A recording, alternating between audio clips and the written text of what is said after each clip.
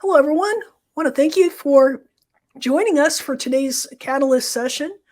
I'm joined here by Vic Camacho, uh, also on the technical advocacy team. And in today's session, we're going to be covering considerations when migrating workloads into the cloud. Before we get started, Vic, would you like to do a quick introduction? Yeah, absolutely, Shelly. Thank you. As Shelly mentioned, my name is Vic Camacho, Principal Technologist here at Cohesity within the Technical Advocacy Group, and I'm looking forward to this discussion. All right, so in today's agenda, we're going to be taking a look at common cloud migration strategies, pulling from resources like the AWS Prescriptive Guidance. We're going to also talk a bit about best practices on the Cohesity side with later in the presentation. But we're going to initially focus on some common challenges that companies run into when they're performing a cloud migration, and also how you can use Cohesity solutions for migrating into the cloud. And at the end of this session, we'll go through some common cloud migration scenarios and learn about how we can apply Cohesity solutions when performing the migration. So we'll go ahead and get started here, starting with cloud migration strategies. So let's imagine that we have a web workload that we want to migrate from on-prem and into the cloud. Now, this web workload could be a CRM solution or a backend server for your developers, but the organization doesn't really have the manpower to host these resources in-house. And so when we run into these type of challenges, there's a couple of different things that we can consider. And so I'm just going to go ahead and turn on my laser pointer here, because you'll notice here that we have a number of different ways that we can migrate into the cloud. Now, granted, we could retire the whole workload completely, but there might be other things that we may want to consider, such as maybe we want to retain or revisit, meaning that we're going to keep this workload on-prem for right now, maybe do it to it running legacy software, or we have certain compliance requirements that we need to meet. And if we're one of those companies that's doing our cloud migration in stages, it could be a smart solution to give ourselves a little bit more time before we move over that workload. I used to work at Amazon as an AWS instructor, and I remember talking to students that may be in the middle of their multi-year cloud journey. It happens. It's not something where you can just snap your fingers and you're going to move over all at once. So retain is a possible option that a lot of customers may want to consider. And then the other option is rehost, and this is often called what's called a lift and shift. And what this means is that we're migrating over an on-prem application, but we're not really making any changes to it. We're just literally lifting and shifting from an on-prem VM to, let's say, like an EC2 instance. And this is typically used when you have an accelerated timeline. And I'd like to turn it over to Vic and kind of get his thoughts. What are your thoughts with your customers performing a lift and shift? Or have you ran into any experiences with performing a lift and shift of a workload into the cloud? Yeah, well, I mean, there's various reasons, right? But one of them is they have an accelerated timeline of moving workloads into the cloud. Perhaps they have something like, an application that is just very old. They're not getting value out of it. Their staff isn't using the application anymore, but it still provides value. So at that point, it might be time to just reconsider moving off of those types of workloads and then migrating their environment into the cloud. So a lift and shift is just that. Most organizations today have implemented some sort of virtualization within their environment. Coming from VMware, and that's where I spent a great deal of time, a lot of our customers have virtual workloads everywhere. That's predominantly their production environment, their development environments. But at times they need to move into the cloud, right? Not just for cloud adoption, but because of the ability to be able to scale out and back as the business requires. Now, the lift and shift, because they have virtual workloads, it's a very easy way of just taking advantage of something like AWS's EC2 instances, where they can now run virtual workloads in the cloud. Apart from that is taking advantage of some of the services that AWS offers today. And so a lift and shift might make the better sense when your timelines are accelerated and you just need to move everything into the cloud. Yep. Exactly. Just very easy, much easier transition that way. And then we can, look at the nuts and bolts a little bit later in our cloud migration journey. Absolutely. Yes, absolutely. Well, this one's kind of interesting, and it's somewhat related to a lift and shift. This is what's called, oops, excuse me here. I meant to go over to relocate. So you can see we got our relocate, rehost. I wanted to call these two out first because with a relocate, this is similar to doing a lift and shift, but you're doing it at the hypervisor level. So you're not just moving workloads, you're moving your entire infrastructure into the cloud without having to worry about purchasing new hardware. So you could have a hypervisor that's hosting like an Oracle database. You may want to consider moving that Oracle database to a server that's running within VMware Cloud on AWS. Hey Vic, as a VMware expert, what are your thoughts of using services like VMware Cloud? Well, it really makes sense for those folks that are already using VMware or vSphere, VMware vSphere in their environments today, right? And so you mentioned Oracle databases. So AWS has various databases that you can utilize. In fact, in most cases, it can replace the databases that they're using on-prem. Now, Yep. because VMC on AWS is using VMware as the hypervisor there on the back end, it's a very easy way or a very easy transition for the users or the IT staff that are managing the virtual infrastructure on-prem to then just continue to use that in the cloud. Yeah. It makes it very easy for them. The learning curve is less timely, right? So they can save a little time on that. There's not really a large learning curve, but also, excuse me, but also they have the ability to avoid certain costs, right? Because there's no upfront costs. It's really a consumption-based model. So there's no equipment to buy. You can avoid some of the capital expenditures in that regard, and then it becomes a very I guess I could say it this way. And then it becomes a great way of keeping track of the budget because you have those mechanisms in AWS to track how much you spend in the cloud. And then it becomes very easy to manage that spend. Yes. And if you're using AWS organizations where let's say you have 50 or a couple hundred AWS accounts and you don't want to track all of that spend, you can pull that information from within your billing console. So it gives you the ability to really crunch those numbers and kind of get an idea of the amount of resources that your organization is using depending on the team that you're on. So Yeah, it's absolutely. excellent. Yeah, so before we move down to repurchase, I just want to quickly call out here that we also have the option. So, let's imagine that we have that Oracle database and we're just like, I don't want to manage yet another server within my environment. I want to hand off those responsibilities to somebody else. So, the really cool thing about AWS is that if you do have a need for maybe like a managed service, you can use tools like RDS to manage that RDS database. So that's what we mean when we say re-platform. We're still moving the workload into the cloud, but we're going to rely on a managed service like RDS for managing our Oracle database. So these are the ones that we have up here at the top. We have a couple other options I just want to quickly call out here. And we're not going to really focus too much on these, but I definitely want to make you aware that they are out there. And so, in the instance of a repurchase, we could have an on-prem CRM application that we've been using within our organization, and we're just like, you know what? I don't want to manage yet another server. So in that instance, we could also use services like Salesforce.com. You may decide to move your CRM workload into another SaaS application. So that's what we mean by repurchase.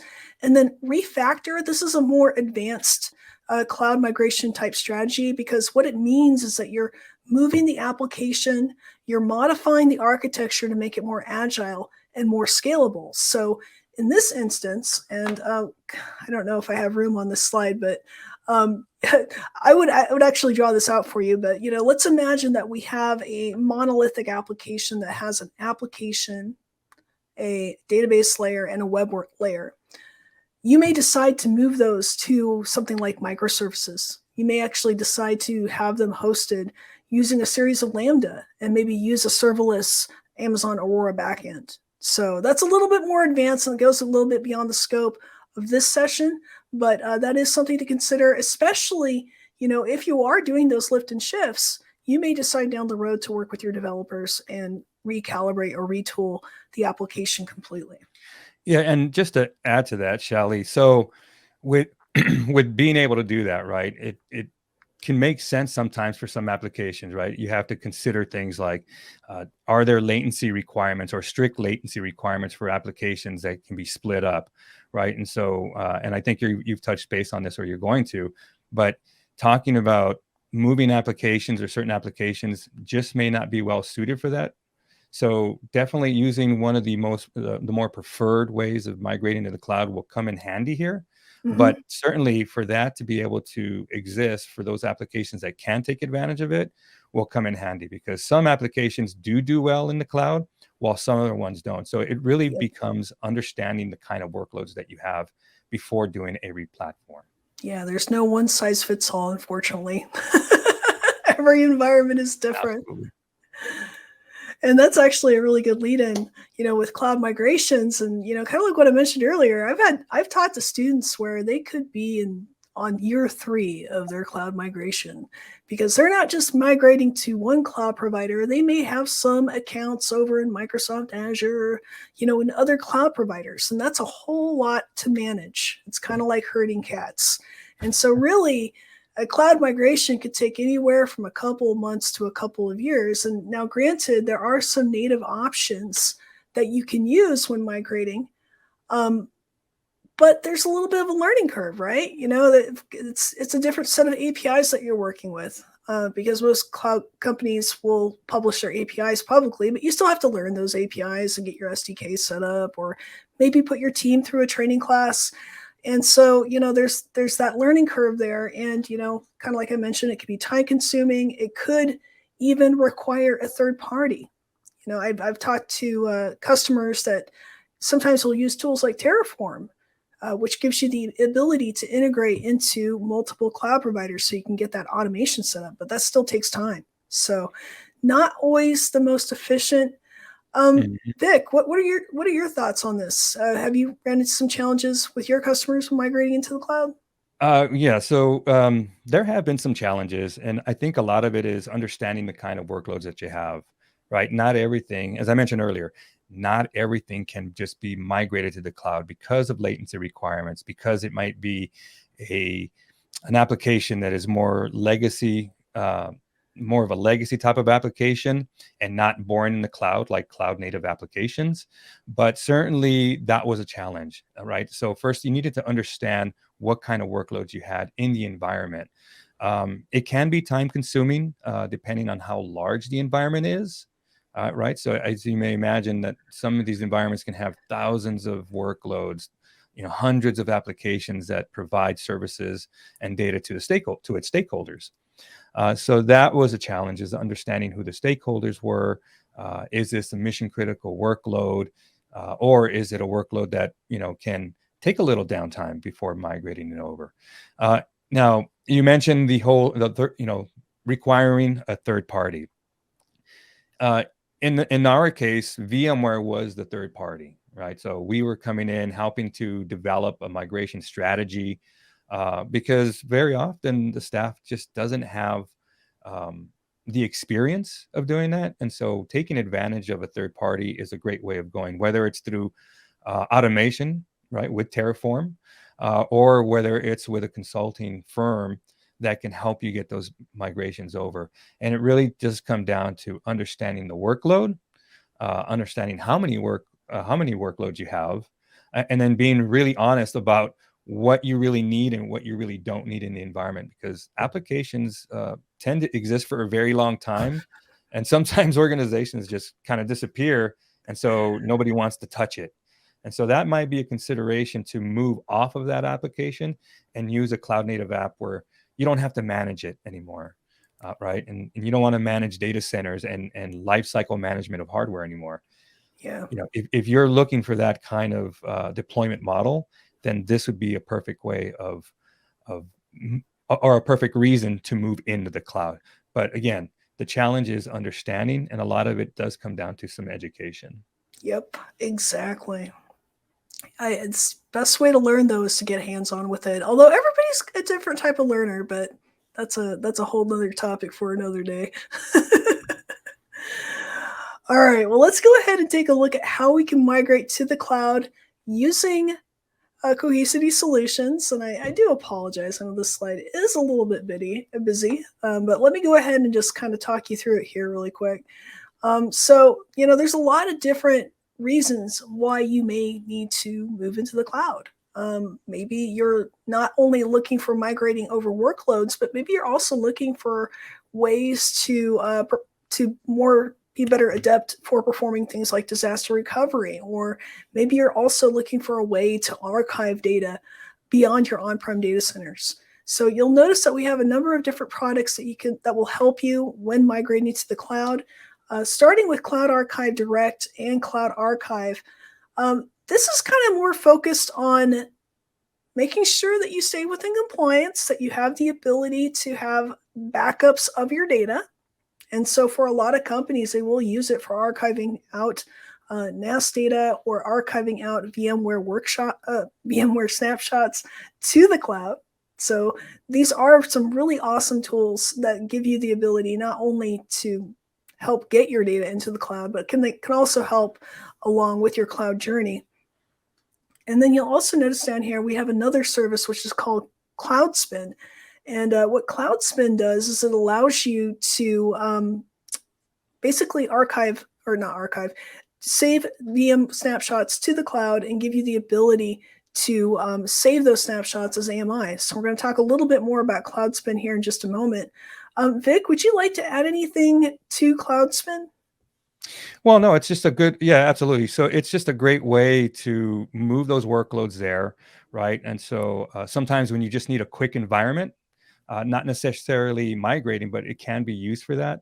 It's great to have the data there so that you can spin something up, maybe sandbox that as a way of testing something before deciding to move those workloads up into the cloud, or what they say is flipping the switch to use that.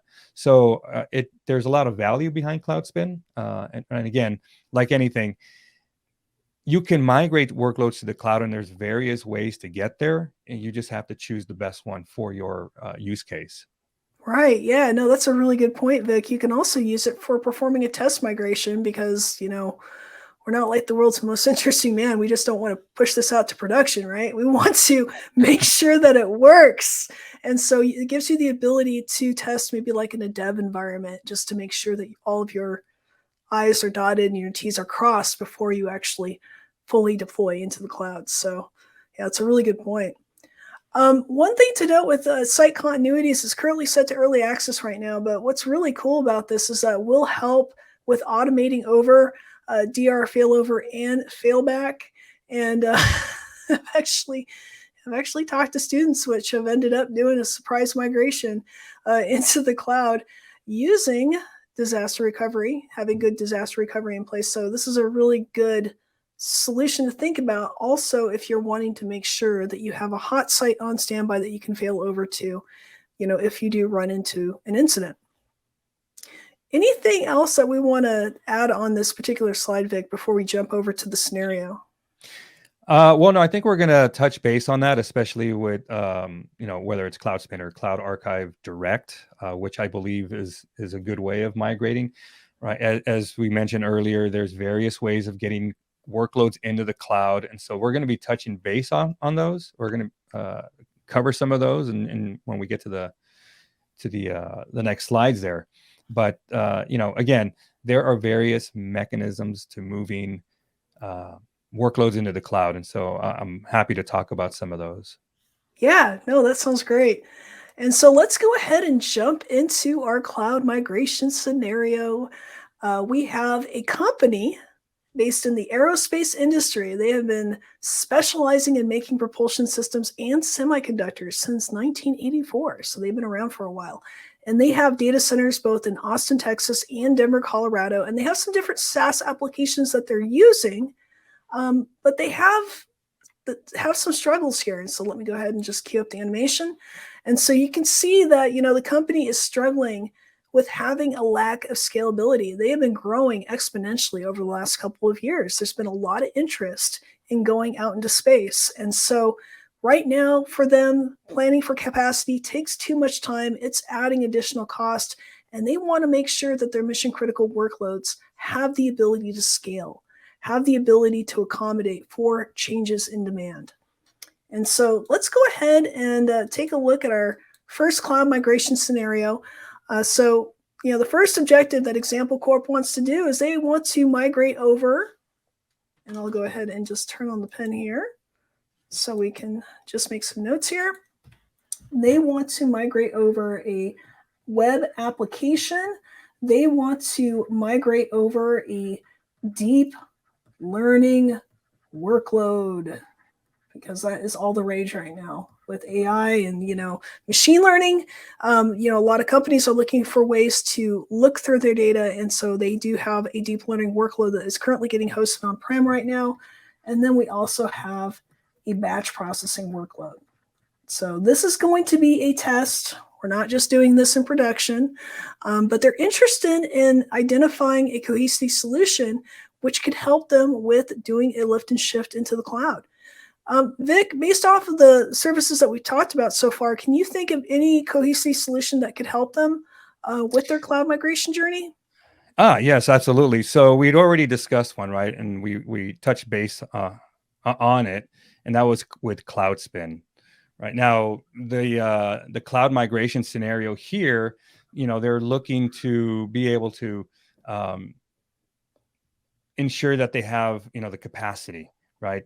I believe the cloud migration scenario said planning for capacity takes too much time and adds cost. Yep. And so that is a challenge for many folks, right? Because there are busy times of the season where you have to expand your environment, but then what happens when you have this point or this time of retraction? So what happens is you end up having excess hardware resources that are just sitting there and really not providing any value. So they're just mainly there for times of capacity where you need more capacity. Now, they also mentioned that they needed to be able to move the workloads over, but not just move it over, right? They're an aerospace company, so I can imagine that there are some ramifications if they don't do things right, right? So in this case, I think CloudSpin would be a good way of doing that over. So with CloudSpin, you essentially are using policy-driven backups, and then those backups are being moved over into Helios, right? And so with Helios is our unified platform that allows you to see everything or peer into everything that is Cohesity. So think of Helios as our single pane of glass into all things Cohesity. And so you're able to then move those workloads using CloudSpin and then move those workloads into the cloud like AWS. And then from there, because you have those backups, if something does go wrong, then you have the data backed up that you can refer back to or to recover from in that case. So as we mentioned earlier, it does give you a way to test those workloads before you decide to move those workloads in. So I call that a sandbox environment, so that you can test a lot of those workloads before committing those workloads into the cloud. And so that is really how that works, right? So we are going to take snapshots, right? If we're looking at a 3-step process, we're going to take those snapshots. We're going to use CloudSpin to migrate that data over into the cloud and then do a little testing there before committing. And then once that happens, then you're okay.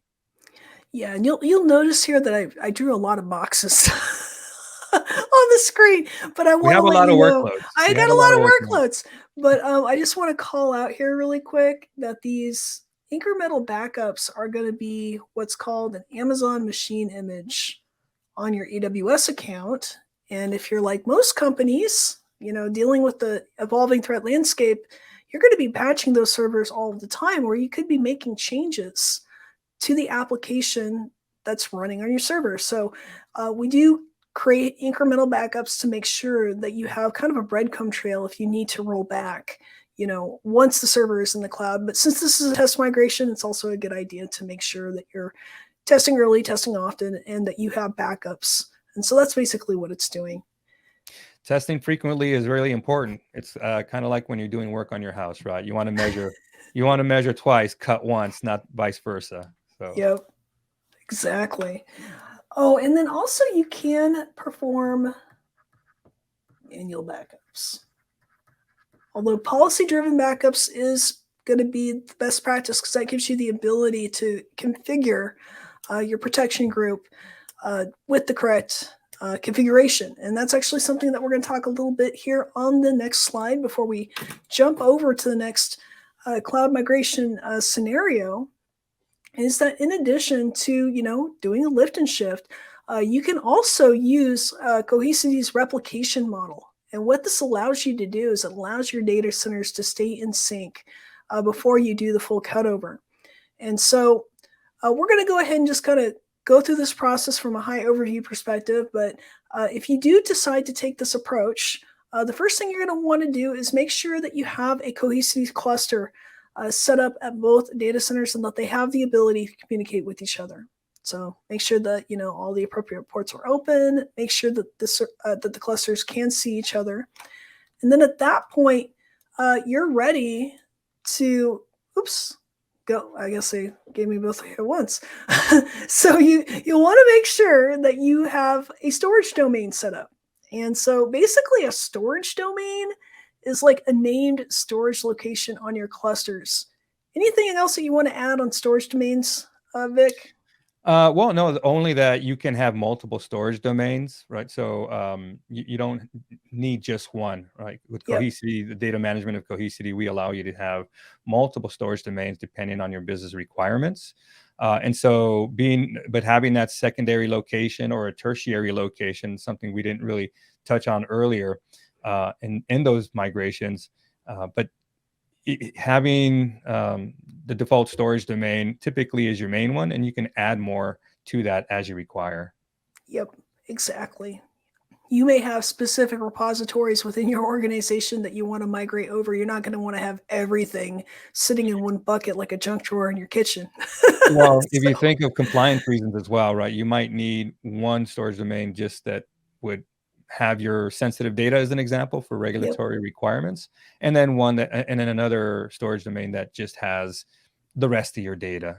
Although that data might be mission critical or core critical to your organization, for some organizations, it's that important to be able to divide or keep sensitive data in a higher secure location with more granular security controls. Exactly. Yeah, you may have your environment spread across all of the world or different parts of the world. So you may have some workloads that are in Europe, you may have some workloads that are in APAC, and so you have specific compliance requirements that you need to meet. So you need to make sure that that data gets sent over to a specific storage location. That's a really good point.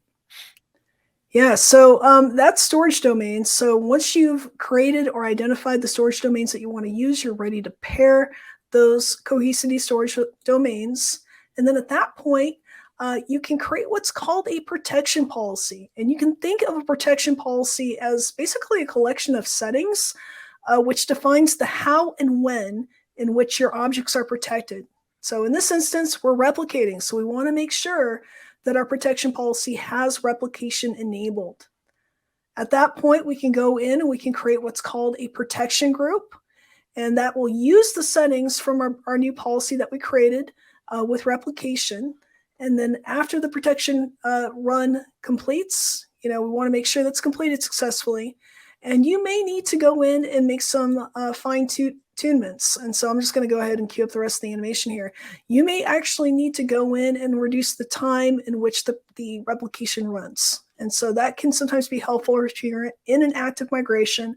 You want to make sure that your data is replicating over successfully. You want to make sure that you have the right cadence for those backups.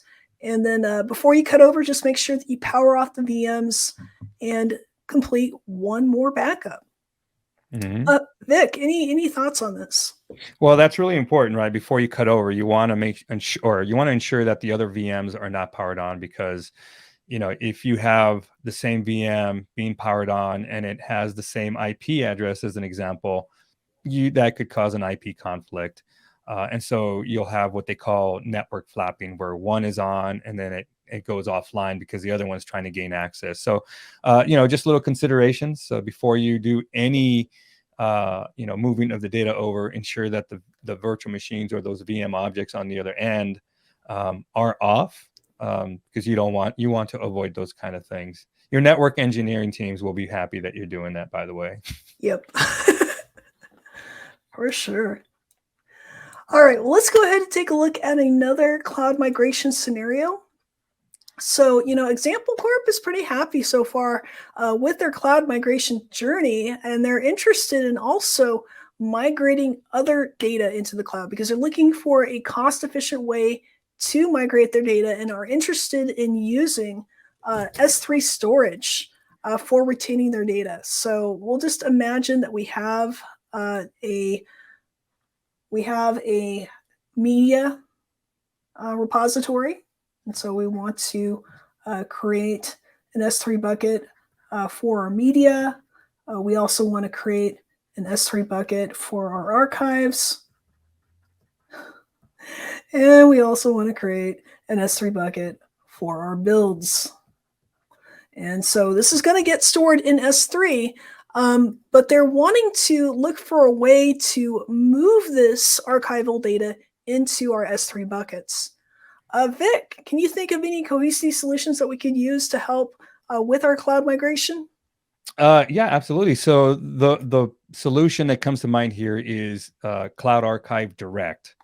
Right. So we have two flavors. We have Cloud Archive and Cloud Archive Direct. And so here we would want to use Cloud Archive Direct because if the scenario is not to have existing backups, as an example, maybe you already have data protection jobs or backup policies that are doing those backups anyway, and you just want to quickly move the data into the cloud, then Cloud Archive Direct will skip the backup portion of that and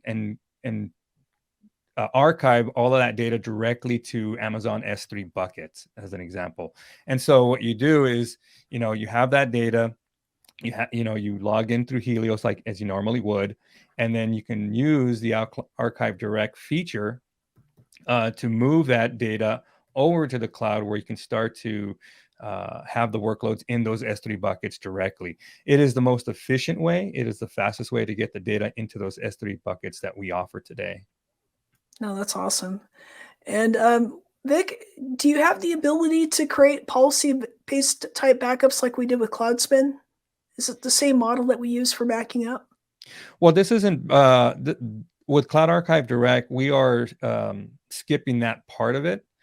All right. So if you wanted something like that, that would be something like Cloud Archive. Okay. But if you want to just get the data there quickly, Cloud Archive Direct is just simply moving that data to the S3 buckets from the Cohesity and the APIs that we use to move the data over into AWS. Okay. No, that's a really good point. Okay, sweet. So that's great, Vic. I think that pretty much sums up that particular scenario. Let's go ahead and take a look at how we would migrate it, just kind of from a process perspective. So what I've done here is I've added some additional resources that you can reference after this session, including information on how you can enable services like CloudSpin and Cloud Archive Direct. Now, it's going to be a slightly different process flow with Cloud Archive Direct, considering that we're migrating over NAS data. But the first thing we're going to want to do is make sure that we've registered or we have our NAS listed as a source within the Cohesity data platform. And then at that point, we can register an external target. So, in the instance of our company, they're registering S3 as their external target. We do support other cloud providers like Microsoft Azure, so definitely check out our documentation.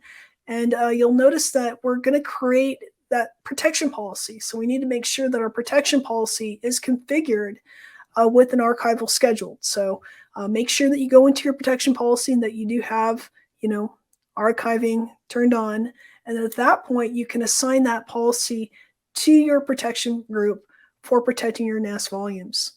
Vic, any other thoughts on Cloud Archive Direct?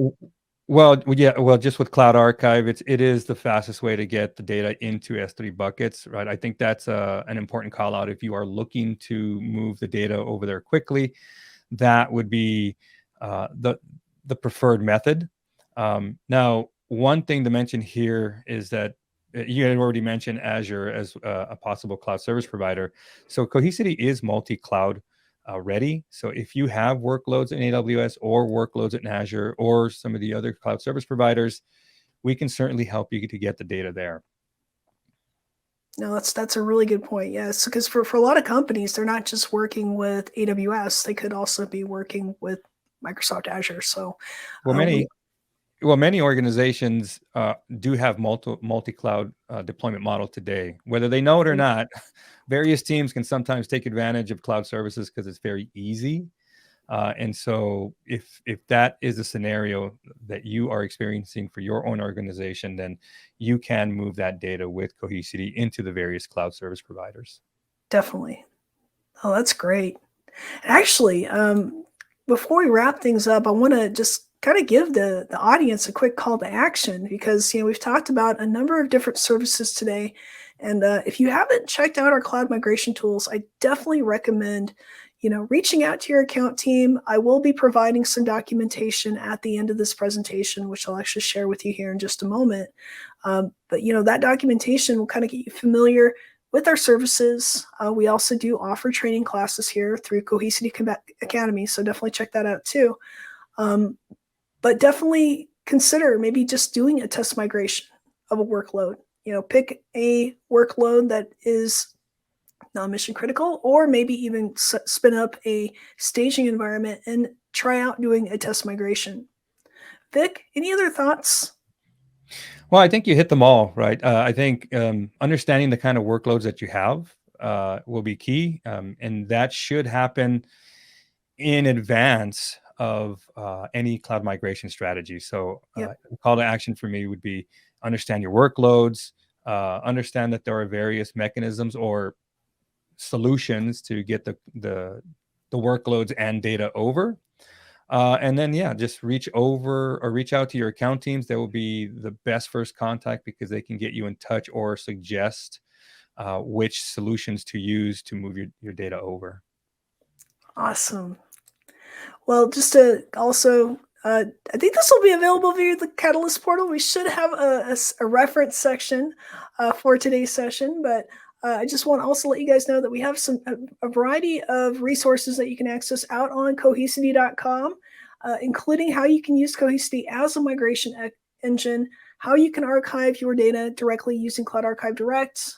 We also have some tools that you can use related to automation and other resources. All right. Well, I want to thank everyone for joining us for today's session. I hope you have a great Catalyst and great rest of your week. Thanks, everybody. Take care.